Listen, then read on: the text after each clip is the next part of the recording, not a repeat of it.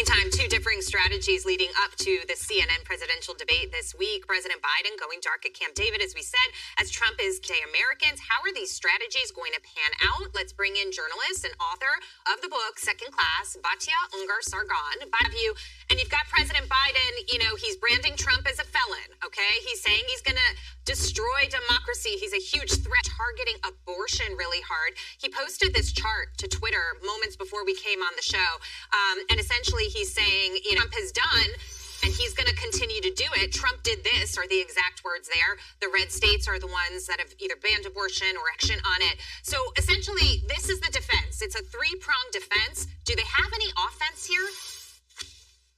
Amazing, Jackie. You made this point last week that you basically have the Trump campaign and then you have the anti-Trump, but you don't actually have a Biden campaign, right? Despite the fact that the Democrats have the entire media establishment camp, the only thing they can talk about is how much they hate Trump. There actually isn't a record to run on. And I have that with the confidence with which former President Trump is going into this debate. I mean, can you even imagine allowing someone like to be the moderator and saying, you know what, I'm down with this because I know I can win on the merits. And I think you guys are totally right that there was screen here. President Trump, the confidence he has to face the American people because of his record from when he was president, and then President Biden again and preparing so much for this debate that he probably won't do very well in.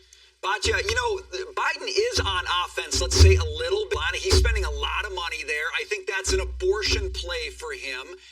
Do you think that's a state he can turn into a Swiss election?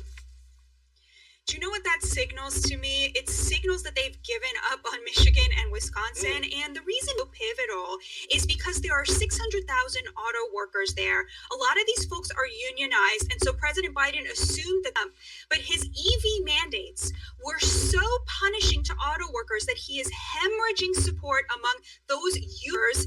And a lot of those people are defecting to President Trump, who is courting union workers because, of course, he has such robust support in the working class who see in President Trump a real champion. Given everything you've just described, who then would be the best? It's a great question. It's very clear that President Trump feels very comfortable around Doug Berman. It's clear, comfort there. The other big names, of course, on the table are J.D. Vance and Marco Rubio. Honestly, J.D. Vance is doing such a Senate. I think it would be a real mistake to uproot him there, even though he has such a robust America First policy. The thing that's really hard here is Trump, I don't think, is going to go for someone who he worries will upstage him. On the other hand, he wants somebody who looks like a leader, right? So there's a fine line.